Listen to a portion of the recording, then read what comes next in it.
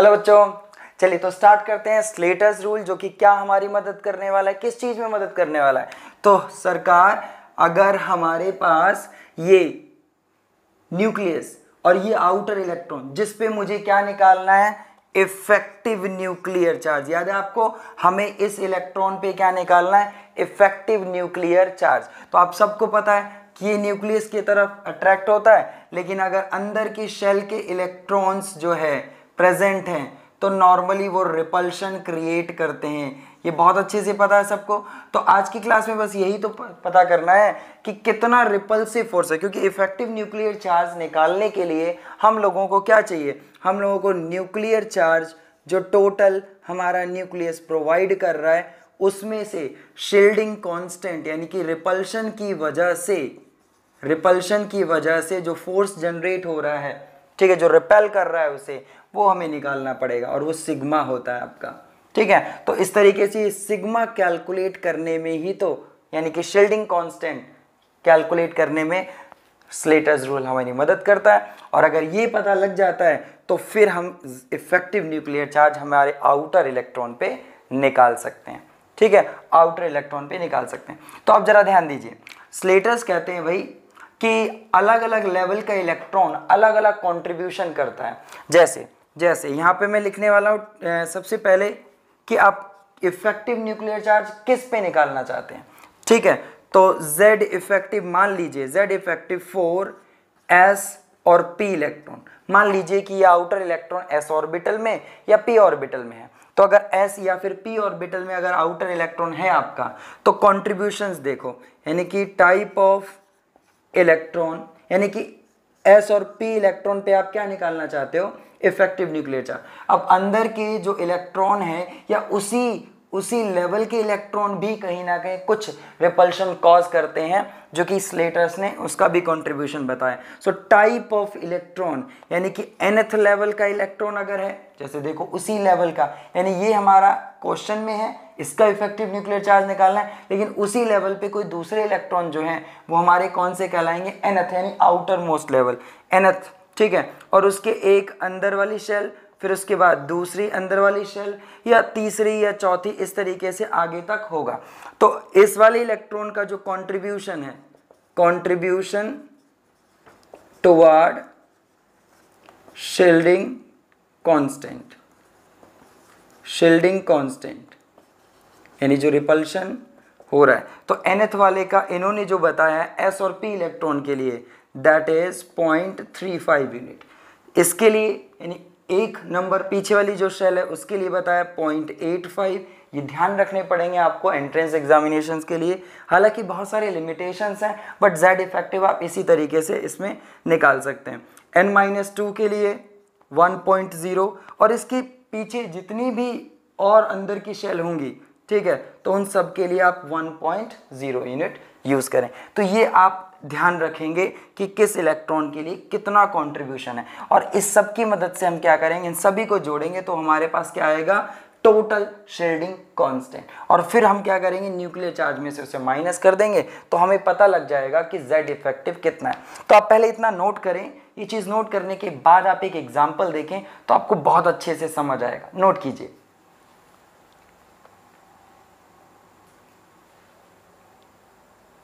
हाँ बच्चों, तो आपने लिख लिया।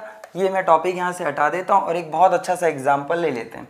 सो मान लीजिए कि हम लिथियम की बात कर रहे हैं। ठीक है, सो लिथियम की बात कर रहे हैं, जैसा कि हमें पता है इसका एटॉमिक नंबर 3 होता है।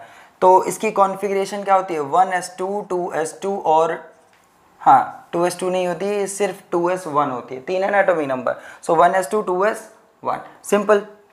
ठीक, तो नॉर्मली अगर मुझे इस पे चाहिए इफेक्टिव न्यूक्लियर चार्ज, तो Z इफेक्टिव हम कैलकुलेट करेंगे फॉर 2s इलेक्ट्रॉन। ध्यान से देखिए, हम 2s इलेक्ट्रॉन पे Z इफेक्टिव कैलकुलेट करना चाहते हैं।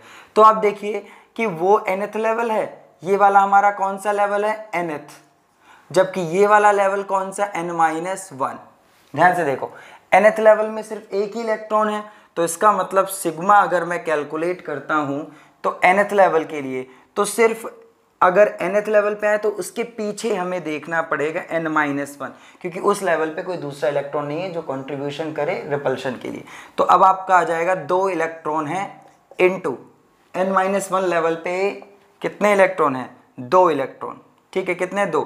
तो उसके लिए आप देखो कितना कंट्रीब्यूशन है, ये रहा आपका, ये रहा आपका, सो इट इज 0.85 हो गया। सो 0.85 का डबल कितना हो जाता है, डबल कितना हो जाता है 1.7, आराम से चेक कर लेंगे 1.7 जब इसको डबल करेंगे तो ये हमारा सिग्मा हो गया। अब Z इफेक्टिव हमें अगर निकालना था तो टोटल न्यूक्लियर चार्ज इसका कितना होता है, 3, ठीक है। अब ये नंबर ऑफ प्रोटॉन की यूनिट्स में ले रहे हैं, नहीं तो इसे भी इलेक्ट्रॉन से मल्टीप्लाई करना पड़ेगा, चार्ज ऑफ इलेक्ट्रॉन और इसको भी, तो सीधे सीधे हम लोग यहाँ पे निकालेंगे विदाउट इलेक्ट्रॉन। सो 3 माइनस 1.7 तो ये आपका कितना आ जाएगा 1.7, तो ये आपका 1.3 यूनिट, यानी कि ये आपका इफेक्टिव न्यूक्लियर चार्ज है in terms of charges of electron. ई करके भी आप रिप्रेजेंट कर सकते हैं, बट मैग्नीट्यूड फॉर्म में आप 1.3 स्ट्रेट फॉरवर्ड दे दें।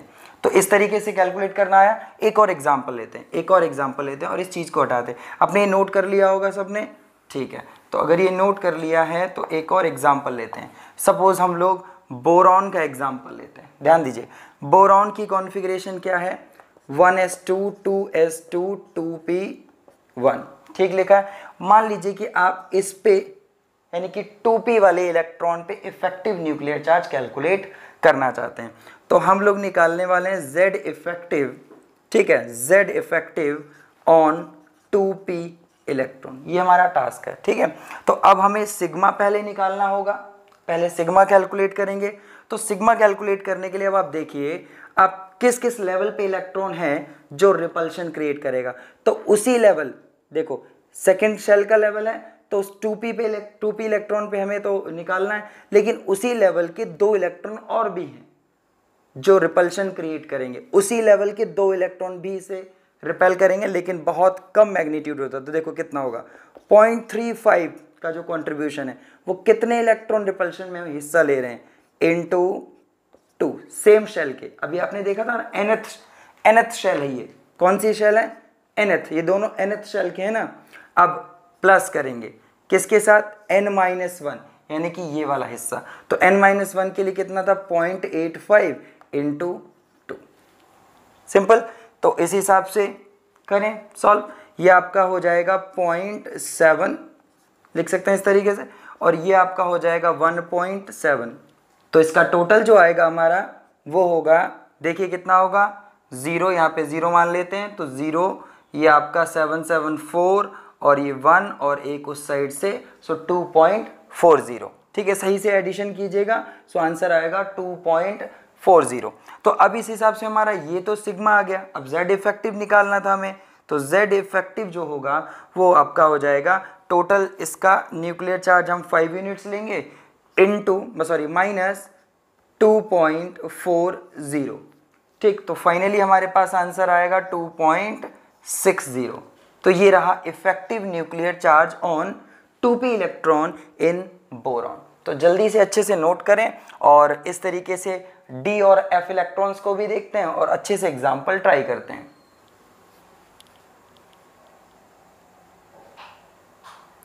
हाँ बच्चों, तो नोट कर लिया आपने।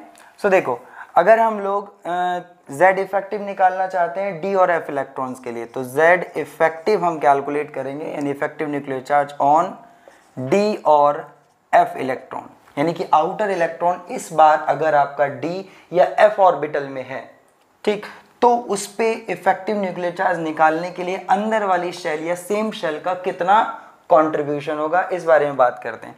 तो इसमें बहुत ही सिंपल है, टाइप ऑफ इलेक्ट्रॉन आपका एक तो nth लेवल का होगा, यानी आउटर मोस्ट, भाई आउटर मोस्ट शेल यानी कि जिस पे आप इफेक्टिव न्यूक्लियर चार्ज निकालना चाहते हो वही आपके आउटर मोस्ट। सपोज आप इस इलेक्ट्रॉन पे अगर इफेक्टिव न्यूक्लियर चार्ज निकालना चाहते हो तो ये आपकी n-1 नहीं होगी, ये nth बन जाएगी, ये n-1 बन जाएगी, समझते हैं। और अगर ये मेरी nth है तो आप सीक्वेंस देख पा रहे हैं। तो अगर मान लो मुझे इस इलेक्ट्रॉन पे इफेक्टिव न्यूक्लियर चार्ज निकालना है तो ये मेरी कौन सी होगी, nth शेल होगी, और ये वाली कौन सी होगी, n-1। समझ रहे हैं ना आप लोग, ठीक है। तो इस हिसाब से टाइप ऑफ इलेक्ट्रॉन अगर nth है तो इसका जो कंट्रीब्यूशन होगा, कंट्रीब्यूशन जो होगा टुवर्ड रिपल्शन या फिर कह सकते हैं टुवर्ड शील्डिंग कांस्टेंट, ये 0.35 ही है इन इलेक्ट्रॉन्स के लिए। और n-1 अगर है, n-1th इलेक्ट्रॉन अगर प्रेजेंट, मतलब ये वाला इलेक्ट्रॉन है ऊपर लिखा हुआ है, तो इसके लिए इन्होंने बताया 1.0। ये ध्यान रखना पड़ेगा 1.0, d और f इलेक्ट्रॉन के लिए 1.0, और अगर n-2 है तो भी ये 1.0। मतलब अगर हम यहाँ पे देखें तो भाई थोड़ा सा फर्क है, यहाँ पे 0.85 कंट्रीब्यूशन नहीं है। यही स्लेटर्स की कुछ अपनी कैलकुलेशंस है जो हमें स्ट्रेट फॉरवर्ड यूज़ करनी है। ठीक, तो अच्छे से इसे नोट करें और इस कंट्रीब्यूशन के बेसिस पे हम कोई अच्छी सी कैलकुलेशन करके देखते हैं। सपोज मान लीजिए कि हमारे पास एक एग्जाम्पल है टाइटेनियम का। ठीक है, तो टाइटेनियम का एटॉमिक नंबर होता है 22। अब सबसे पहले इसकी एक इलेक्ट्रॉनिक कॉन्फिगरेशन लिखते हैं और फिर देखते हैं कि किस इलेक्ट्रॉन पे हम लोग इफेक्टिव न्यूक्लियर चार्ज निकालना चाहते हैं। तो 1s2, 2s2, 2p6, ठीक है, ठीक लिख रहा हूँ, ध्यान से देखते रहिएगा। उसके बाद 3s2, 3p6, टोटल इलेक्ट्रॉन 22 ही भरने हैं। 4s2, टोटल कर लीजिए कितने, 2, 2, 4 और ये 10, 2, 12, 18, 20। ठीक है, तो 2 और भरने, तो 3d2, ये कॉन्फ़िगरेशन हो गई। ठीक, अब सबसे पहले मैं आपको यहाँ पे 2 इलेक्ट्रॉन्स पे इफेक्टिव न्यूक्लियर चार्ज निकालना सिखाऊंगा। एक तो एस इलेक्ट्रॉन का एग्जांपल ले लेंगे, ठीक है, जो कि प्रीवियस मेथड से होगा, और एक डी इलेक्ट्रॉन का एग्जांपल ले लेंगे जो कि इस तरीके से होगा, मतलब कंट्रीब्यूशन प्रीवियस वाला और इस वाले की बात करने वाले। लेकिन इससे पहले मैं आपको छोटी सी बात बता दूँ, यहाँ पे कॉम्बिनेशन सही बनाइएगा। nth लेवल, n-1 लेवल, ये सभी लेवल आप जो है ना सीक्वेंस में सही से अरेंज करें। जैसे देखिए यहाँ पे तो 1s है ही फर्स्ट लेवल, ठीक है, ये आपका 2s, 2p, ये मान लीजिए आपका ये रहा, और इनको हमने एक साथ लिखा, ये 3s, 3p और ये 3d को एक साथ लिखिए। ये सभी लेवल जो है एक साथ आपको शो करने, ये चीज़ ध्यान देना, क्योंकि कंट्रीब्यूशन एक साथ चाहिए होगा ना। और ये आपका 4s2, ठीक, तो ये सभी लेवल डिस्ट्रीब्यूट कर लिए। आप देख पा रहे हैं कि ये nth लेवल है इस एग्जाम्पल में, nth। अभी मैं s इलेक्ट्रॉन पे इफेक्टिव न्यूक्लियर चार्ज निकालूंगा, इसलिए ये मेरा nth लेवल है, ध्यान दीजिएगा। इसके बाद ये जो है n-1 लेवल है, ये वाला जो है आपका n-2 लेवल है, और ये आप देख सकते हैं n-3 लेवल है। ठीक, तो अभी मैं उसको हटा देता हूँ और यहाँ पे हम लोग कैलकुलेशंस रखेंगे। ठीक है, ये कॉम्बिनेशन समझ आया। अब देखिए हम लोग Z इफेक्टिव निकालने वाले हैं, Z effective on 4s electron. तो 4s पे 2 इलेक्ट्रॉन है, हम किसी एक पे Z इफेक्टिव निकालेंगे, तो उसके लिए हम पहले सिग्मा की वैल्यू निकालेंगे कि टोटल शील्डिंग कांस्टेंट कितना होगा। तो आप देख सकते हैं भाई nth लेवल पे एक इलेक्ट्रॉन पे तो हम Z इफेक्टिव निकालने वाले हैं, ये हमारा टास्क है। तो जो दूसरा इलेक्ट्रॉन है वो रिपल्शन कंट्रीब्यूट करेगा, तो उसका रिपल्शन कितना होगा, 0.35 इंटू 1, यानी इतना कंट्रीब्यूशन और 1 इलेक्ट्रॉन करेगा। ठीक है, अब प्लस, अब उसके अंदर वाली शेल के जो इलेक्ट्रॉन है, याद है आपको, S और P इलेक्ट्रॉन के लिए 0.85 का कंट्रीब्यूशन होगा, 0.85 का कंट्रीब्यूशन होगा। और कितने इलेक्ट्रॉन इस कंट्रीब्यूशन में हिस्सा लेंगे, 10 इलेक्ट्रॉन। देखिए ध्यान से, 10 इलेक्ट्रॉन इस कंट्रीब्यूशन में हिस्सा लेंगे, डन।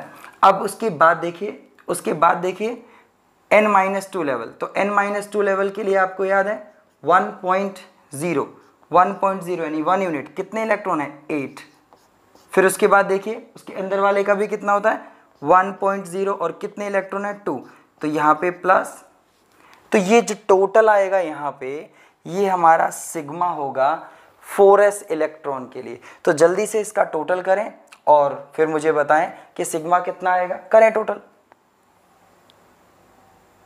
हाँ बच्चों, तो टोटल कर लिया आपने, सभी का टोटल कर लिया, ध्यान से चलिए। तो देखिए फिर ये आपका 2 यूनिट रहेगा, ये आपका 8 यूनिट, ये आपने किया होगा 8.5 यूनिट, है ना, और ये आपका 0.35। जब आप ये टोटल करेंगे आपका, तो आप देख सकेंगे 10, 18, ठीक है, और ये आपका 50 और 35, ये आपका हो जाएगा 18.85। ठीक, तो अब ये टोटल सिग्मा है, तो हमारा सिग्मा इतना हमने लिख दिया। अब हमें निकालना था Z इफेक्टिव, तो आपको पता है क्या करना है, टोटल न्यूक्लियर चार्ज में से आप ये क्या करेंगे, शील्डिंग कांस्टेंट माइनस कर देंगे। तो इस हिसाब से आपको ये पता लग जाएगा कि 4s इलेक्ट्रॉन टाइटेनियम में कितना इफेक्टिव न्यूक्लियर चार्ज एक्सपीरियंस करता है। तो ये आपका आएगा 3.15 यूनिट। ठीक है, 3.15 यूनिट। समझ आया सबको? ठीक, अच्छे तरीके से लिख लीजिए। और अब हम निकालने वाले हैं 3D पे, 3D इलेक्ट्रॉन पे इफेक्टिव न्यूक्लियर चार्ज निकालने वाले हैं। जल्दी से पहले इतना नोट करें, और अगर नोट कर लिया तो आगे बढ़ते हैं।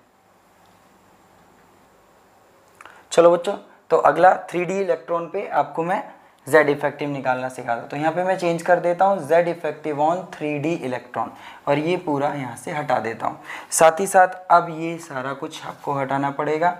और अब देखते हैं कि जब 3D इलेक्ट्रॉन के ऊपर, यानी इसके ऊपर हम लोग इफेक्टिव न्यूक्लियर चार्ज अगर कैलकुलेट करना चाहते हैं तो इसका क्या, यानी nth लेवल क्या है। तो अब आपको बताऊं, इसका कोई कंट्रीब्यूशन नहीं होगा। अब इस पे इसका कोई कंट्रीब्यूशन, इनर इलेक्ट्रॉन्स का आउटर पे बहुत ज़्यादा इफेक्ट होता है, आउटर का इनर इलेक्ट्रॉन पे इफेक्ट नहीं या नेग्लिजिबल काउंट किया हुआ है, तो ये आपका काउंट नहीं होगा। तो अब nth लेवल ये नहीं है। अब nth लेवल कौन सा है हमारा, ये वाला, यानी थर्ड लेवल। ठीक है, ये कौन सा हुआ n-1, और ये कौन सा हुआ n-2 लेवल। ठीक है, तो अब 3D का एक इलेक्ट्रॉन तो है वो जिस पे हमें Z इफेक्टिव कैलकुलेट करना है। ठीक है, तो अब वैसे पूरे के पूरे जो लेवल में, मतलब पूरे लेवल में 10 इलेक्ट्रॉन थे, है ना, 8 और 2 10 थे। लेकिन अब एक पे तो हमें Z इफेक्टिव निकालना है, तो 10 में से 9 ऐसे हैं जो रिपल्शन क्रिएट करेंगे। तो वो रिपल्शन कितना क्रिएट करेंगे, याद करो, ये देखो nth लेवल के 9 टाइम्स हो जाएगा। अब प्लस करना है। ठीक है, अंदर वाले लेवल के कितने इलेक्ट्रॉन, 8, और कितना कंट्रीब्यूशन करेंगे, 1 इंटू 8। ठीक, फिर उसके अंदर वाले लेवल पे भी कितना है, मतलब कितना कंट्रीब्यूशन करेंगे, 1, और है कितने इलेक्ट्रॉन, 2, सो 1 इंटू 2। ध्यान से देखिए, अब ये आपका टोटल सिग्मा हो जाएगा, ये टोटल क्या आ जाएगा, सिग्मा। तो ये जो सिग्मा है आप कैलकुलेट करके देखें कि क्या वैल्यू आएगी। जल्दी से कैलकुलेट करें, फटाफट कैलकुलेट करें। तो ये आपका 2 + 8, ठीक है, और ये आपका हो जाएगा 0.35 into 9, it is about this much. Check कर ले, अच्छे से वैल्यू चेक करें पहले तो। ठीक है बच्चों, चेक कर लिया, टोटल कर लिया आप सब ने। ठीक, तो 3.15 और ये 10 आपका कितना हो जाएगा, 13 पॉइंट, ठीक है, 13.15 यानी कि 13.15 आपका। अब आप देखिए Z इफेक्टिव निकालते हैं तो आपका टोटल कितना था, 22, सो 22 माइनस 13.15, देखिए टोटल कितना आएगा, चेक कीजिए, 22 minus 13.5, so it is around 8.85। अच्छी से इसे भी चेक करें, जल्दी से देखें, चेक करें। ठीक है बच्चों, आप सब ने सही से चेक कर लिया, 8.85। अब देखिए आपके लिए एक छोटा सा एग्जाम्पल जो आप ट्राई करेंगे खुद से। ठीक, बहुत सिंपल है, और इवन आप कोई भी एलिमेंट का एग्जाम्पल लेकर के किसी भी लेवल पे, चाहे वो 3s हो, 2p हो, या कोई भी लेवल हो जिस पे आपको इलेक्ट्रॉन का इफेक्टिव न्यूक्लियर चार्ज कैलकुलेट करना है, वो स्लेटर्स के दिए हुए वो रूल्स को आपको फॉलो करना होगा।